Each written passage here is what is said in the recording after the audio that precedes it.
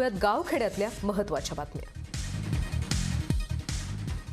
लासलगाव विंचू रोडवरील कांद्याच्या गोडाऊनला मोठी आग लागली। या आगीत लाखो रुपयांचं मारदान जळून खाक झाल्याची माहिती मिळते। गोडाऊनमध्ये मजूर काम करत असताना आग लागल्याचं समजतात सर्व मजुरांनी तिथून पळ काढल्यानं सुदैवानं कुठलीही जीवितहानी झाली नाही। या गोडाऊनमध्ये बारदानाचा मोठा साठा होता, त्यापैकी काही बारदान काढण्यात मजुरांना यश आले, मात्र उर्वरित बारदान आगीत जळून खाक झाले। आगीचं कारण मात्र अद्याप अस्पष्ट आहे। कुख्यात अंडरवर्ल्ड डॉन दाऊद इब्राहिमच्या खेडमधील जागांची मोजणी सुरू करण्यात आली। याआधी मुमके इथली मालमत्ता लिलावात विकली गेली होती आणि आता या जमिनीची मोजणी प्रक्रिया साफेमाचे अधिकारी आणि लिलावात मालमत्ता विकत घेतलेले भूपेंद्र कुमार भारद्वाज यांच्या उपस्थितीत होतीये। गेल्या दशकभराच्या काळात सर्वात कमी आर्थिक वाढीची नोंद झाली असतानाच भारताला कोरोना महासाथीचा फटका बसलाय। ज्या ठिकाणी देशातील बहुतांश ग्राहक आणि गरीब लोक राहतात त्या ग्रामीण भागावर मंदावणाऱ्या अर्थव्यवस्थेचा विपरीत परिणाम झाला। या संदर्भात कुठलीही अधिकृत आकडेवारी उपलब्ध नसली तरी ग्रामीण भागातील दारिद्र्यातील वाढ कुणाच्याही लक्षात येऊ शकते। या भागात बेकारीचं प्रमाण मोठं होतं। राज्यातील 10 लाख बांधकाम कामगारांना तब्बल 890 कोटी रुपयांची भांडीकुंडी वाटप करण्याचा निर्णय वादग्रस्त ठरतोय। विशिष्ट पुरवठादार कंपन्यांनाच हे काम देण्यासाठी अधिकाऱ्यांच्या संगनमताने हालचाली सुरू असल्याचा आरोप होतोय। ही निविदा तात्काळ रद्द करण्याची मागणी होते। कोरोना काळात राज्याच्या तिजोरीवर मोठा भार आलेला असताना तब्बल 890 कोटी रुपयांची भांडीकुंडी खरेदी कशासाठी असा सवाल केला जातो। कोरोनाच्या पहिल्या टप्प्यात या कामगारांच्या बँक खात्यात प्रत्येकी 5000 रुपये टाकण्यात आले होते।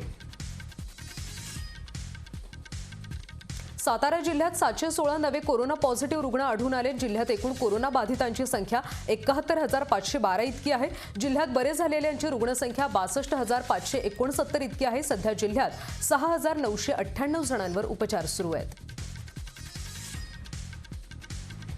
अहमदनगरमध्ये कोरोनाचा विस्फोट झाला। वाढत्या रुग्णसंख्येबरोबरच मृत्यूचं प्रमाणही वाढल्यानं अंत्यसंस्कारासाठी नगर अमरधाम इथं रांगा लागल्या आहेत। बुधवारी एकाच दिवशी 42 जणांचा मृत्यू झाल्यानं अंत्यसंस्कारासाठीही वाट पाहावी लागते।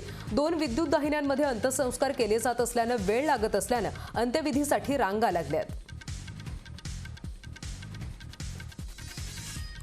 राज्यासह जिल्ह्यात कोरोनाचा प्रादुर्भाव वाढू लागलाय। जिल्ह्यात कोरोना लसींचा साठा संपल्यानं लसीकरण पूर्ण थांबले। जिल्ह्यात सुमारे 23,000 लसींची दररोज आवश्यकता आहे। या तुलनेत मागणी केल्याप्रमाणे लस उपलब्ध होत नसल्यानं जिल्ह्याला कोरोनाचा धोका अधिक संभवतोय। जिल्ह्यात लस नसल्यानं 446 केंद्राद्वारे लसीकरण करण्यात येत असून आरोग्य विभागानं पुढाकार घेऊन जास्तीत जास्त लस उपलब्ध करण्यासाठी प्रयत्न केले पाहिजेत अशी मागणी करण्यात येते। पंढरपूर विधानसभा पोटनिवडणुकीत मतदारांना मतदानाचा हक्क बजावता यावा यासाठी सोलापूर जिल्ह्यात जारी करण्यात आलेली संचारबंदी 16 एप्रिलच्या रात्री 8 वाजल्यापासून ते 18 एप्रिलच्या सकाळी 7 वाजेपर्यंत शिथिल करण्यात आली। मात्र जमावबंदीचे आदेश लागू राहतील असे आदेश जिल्हाधिकारी मिलिंद शंभरकर यांनी जारी केलेत।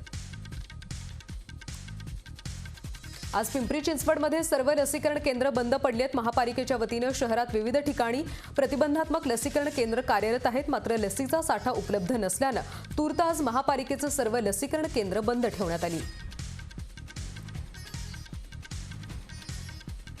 जळगाव जिल्ह्यात वाढत्या कोरोनाची रुग्णसंख्या आणि वाढते कोरोना बाधितांचं प्रमाण या पार्श्वभूमीवर केंद्रीय आरोग्य पथक जळगाव जिल्ह्यात दाखल झाले असून या पथकानं जिल्हा प्रशासनाच्या बैठकीनंतर भुसावळ येथील ग्रामीण रुग्णालय, ट्रामा केअर सेंटर आणि लसीकरण केंद्राची पाहणी केली आहे। रत्नागिरीत कोरोना रुग्ण थेट बाजारात आढळून आले। कोरोना झाल्यानं गावात बदनामी होईल या भीतीनं रुग्णानं रुग्णालयात जाण्यास नकार दिला। या रुग्णाला समजावण्यासाठी अनेकांची तारांबळ उडाली। या रुग्णाला अँब्युलन्समध्ये बसवण्यासाठी पोलीस पाठलाग करत होते। संपूर्ण राज्यामध्ये कोरोना बाधित रुग्णांचा आकडा मोठ्या प्रमाणावर वाढतोय, तर राज्यात मोठ्या प्रमाणावर कोरोना लसींचा तुटवडा देखील जाणवतोय। अमरावती जिल्ह्यामध्ये आज संध्याकाळपर्यंत पुरेल इतकाच लस साठा उपलब्ध असल्यामुळे नागरिकांमध्ये भीतीचं वातावरण निर्माण झालं। अमरावती जिल्ह्यात दररोज 8000 लोकांचं लसीकरण केलं जातंय। लस संपेल या भीतीनं लसीकरण केंद्रावर गर्दी पाहायला मिळाली। सांगलीत आज रात्री 8 वाजल्यापासून सोमवारी सकाळी 7 वाजेपर्यंत संचारबंदीच्या धर्तीवर पोलिसांचा लॉंग मार्च काढण्यात आला। कोरोनाच्या पार्श्वभूमीवर सांगली जिल्ह्यामध्ये शुक्रवारी रात्री 8 वाजल्यापासून ते सोमवारी सकाळी 7 वाजेपर्यंत संचारबंदीचे आदेश आहेत। त्या अनुषंगाने नागरिकांना सूचना देण्यासाठी आज स्थानिक प्रशासनामार्फत ग्रामीण भागातील मुख्य बाजारपेठेतून लॉंग मार्च काढण्यात आला। कोरोना उपाययोजनांची माहिती घेण्यासाठी सांगलीत आलेल्या केंद्रीय पथकानं सांगली महापालिकेच्या वॉर रूमला भेट दिली आहे। महापालिका प्रशासनाकडून केल्या जात असणाऱ्या उपाययोजनांची त्यांनी माहिती घेतली। सांगली मनपा क्षेत्रात अनेक रुग्णालयांनीही या पथकानं भेटी दिल्यात। राज्यातील कोरोना स्थिती दिवसेंदिवस गंभीर होत चालली। या पार्श्वभूमीवर रायगडमधील स्थिती आणि उपाययोजनांचा आढावा घेण्यासाठी आलेल्या केंद्रीय पथकानं आज रायगडला भेट दिली। आज संध्याकाळी या पथकानं अलिबाग इथल्या जिल्हा रुग्णालयाला भेट दिली। जिल्हा शल्यचिकित्सक डॉक्टर सुहास मारे यांच्याकडून तिथं उपलब्ध असलेल्या सुविधांची माहिती घेतली। कोरोना चाचणी प्रयोगशाळा, कोविड प्रतिबंधक लसीकरण केंद्र या ठिकाणी भेट देऊन तिथले डॉक्टर, नर्स आणि इतर कर्मचारी यांच्याशी चर्चा केली। त्यांना काम करताना येणाऱ्या अडचणी देखील जाणून घेतल्या। सोलापुरातील बार्शी शहरात रेमडेसिवीरचा काळा बाजार उघडकीस आलाय। 1200 रुपयांचे इंजेक्शन 4000 रुपयांना विकलं जात होतं। जिल्ह्यातील मुख्य बाजारपेठेत असलेल्या शाह हॉस्पिटल अंतर्गत येणाऱ्या शाह ड्रग्ज हाऊसमध्ये प्रिस्क्रिप्शन शिवाय रेमडेसिवीरची विक्री होत असून ती वाढीव किमतीने केली जात असल्याची माहिती समोर येते। हा काळा बाजार समोर आल्यानंतर मेडिकलचे सर्व व्यवहार बंद ठेवण्याचे आदेश जिल्हाधिकाऱ्यांनी दिले। चंद्रपुरात गेल्या 24 तासात 784 नवे कोरोनाचे रुग्ण आढळले तर 342 जण कोरोनामुक्त झालेत तर 9 जणांचा मृत्यू झालाय। जिल्ह्यात सध्या 4227 रुग्ण सक्रिय आहेत तर 465 जणांचा आतापर्यंत मृत्यू झालाय। जिल्ह्यातील कोरोनामुक्त रुग्णांची संख्या 27260 वर आहे।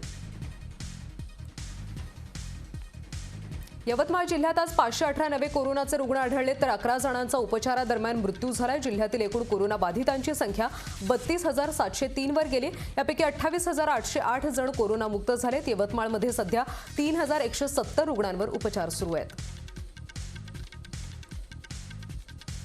भंडारा जिल्ह्यात कोरोनाचे रुग्ण दिवसेंदिवस वाढत आहेत। परिणामी जिल्हा सामान्य रुग्णालयात आणि त्यांच्या नातेवाईकांची गर्दी वाढली आहे। यात रुग्ण आणि त्यांच्या नातेवाईकांना बरेचदा वेळेत योग्य माहिती मिळत नसल्यानं ताटकळत बसावं लागतं। गोंधळलेल्या मानसिकतेत असणाऱ्या रुग्णांना विविध मदत मिळणं सोयीचं व्हावं यासाठी रुग्णालय परिसरात कोरोना मदत केंद्र सुरू करण्याचा निर्णय घेण्यात आलाय। अकोल्यात गेल्या 24 तासात 271 नवे कोरोनाचे रुग्ण आढळले तर 3 जणांचा मृत्यू झालाय। जिल्ह्यातील एकूण कोरोना बाधितांची संख्या 30128 वर पोहोचली तर 492 रुग्णांचे मृत्यू झालेत। अकोल्यात सध्या 3821 रुग्ण उपचाराधीन आहेत। नांदेड जिल्ह्यात कोरोनाच्या रुग्णांमध्ये दिवसेंदिवस वाढ होते। यात अनेक शासकीय निमशासकीय कार्यालयातही मोठ्या प्रमाणावर कोरोनाचा शिरकाव झालाय। 2 दिवसांपूर्वी प्रादेशिक परिवहन कार्यालयातील कर्मचाऱ्यांच्या कोरोनाच्या तपासण्या करण्यात आल्या। त्यात 20 कर्मचाऱ्यांना कोरोनाची लागण झाल्याचं निष्पन्न झाल्यामुळे प्रादेशिक परिवहन कार्यालय 30 एप्रिलपर्यंत बंद ठेवण्याचा निर्णय घेतलाय। कोल्हापूरच्या दसरा चौकात शिवसेनेनं भाजपा विरोधात जोरदार निदर्शनं केली। यावेळी पंतप्रधान नरेंद्र मोदी, देवेंद्र फडणवीस यांच्या फोटोला काळ्या फुल्या मारून आंदोलन करण्यात आलं। लसीकरणाबाबत भाजपा राजकारण करत असल्याचा आरोप शिवसैनिकांनी केलाय। सांगली जिल्ह्यात सध्या जमावबंदीचे आदेश लागू आहेत, परंतु गुरुवारी भाजपातर्फे मोर्चा काढण्यात आला होता। या प्रकरणी सांगली शहर पोलीस ठाण्यात आयोजकासह 8 जणांवर गुन्हा दाखल करण्यात आला। या मोर्चात आमदार सुधीर गाडगीळ, आमदार सुरेश खाडे, माजी आमदार दिनकर पाटील, शिवप्रतिष्ठानचे संभाजी भिडे, जिल्हा परिषद अध्यक्ष प्राजक्त कोरे यांचा सहभाग होता। कोल्हापुरात कौमार्य चाचणीचा धक्कादायक प्रकार उघडकीस आलाय। कोल्हापुरातील 2 सख्ख्या बहिणींचा विवाह बेळगावमध्ये कांजारभाट समाजातल्या 2 सख्ख्या भावांशी झाला होता। यात एक बहीण कौमार्य चाचणीत अपयशी ठरल्यानं तिला घटस्फोट देऊन दोन्ही बहिणींना माहेरी पाठवण्यात आलं। या प्रकरणी कौमार्य चाचणी आणि जात पंचायत प्रकरणी 8 जणांवर राजारामपुरी पोलिसात आता गुन्हा दाखल करण्यात आलाय।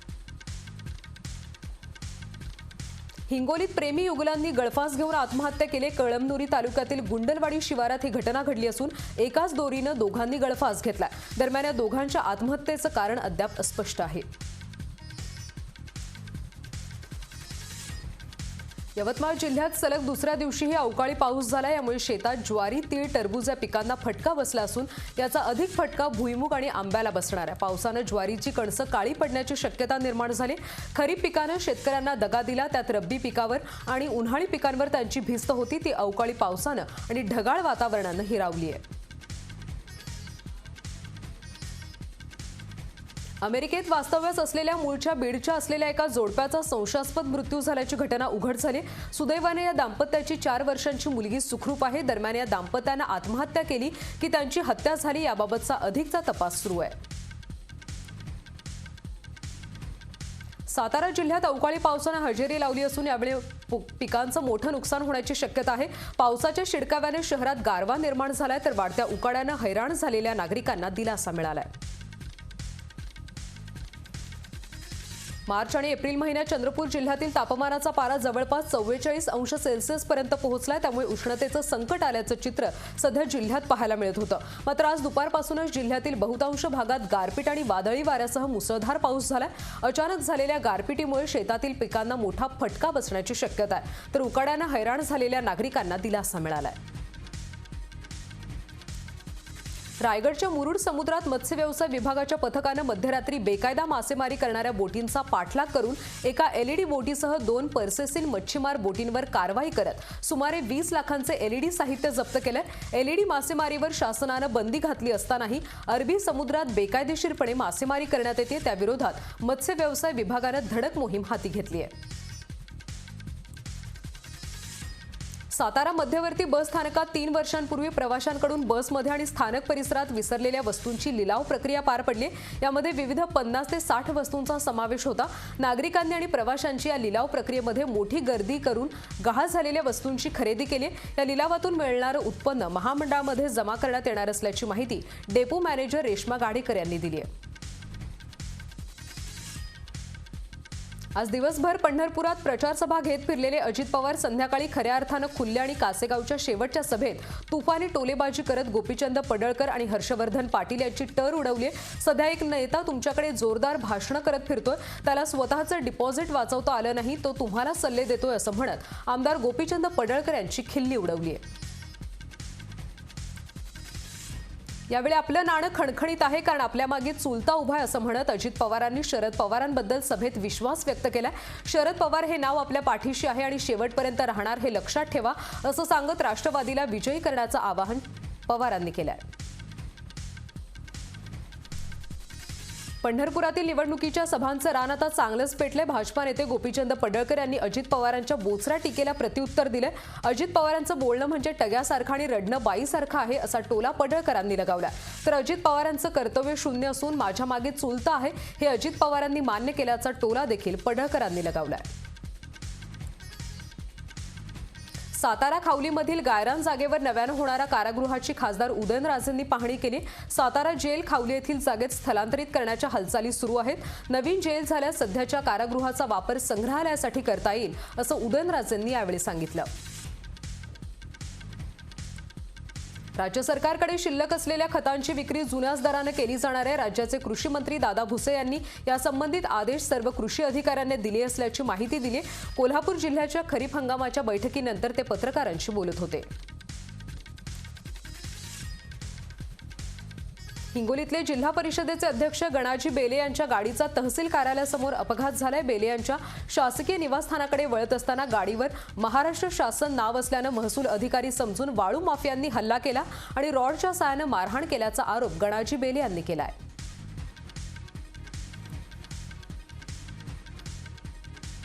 या सगळ्या बातम्यांसोबतच बुलेटिनमध्ये वेळ झाली इथेच थांबण्याची। नमस्कार।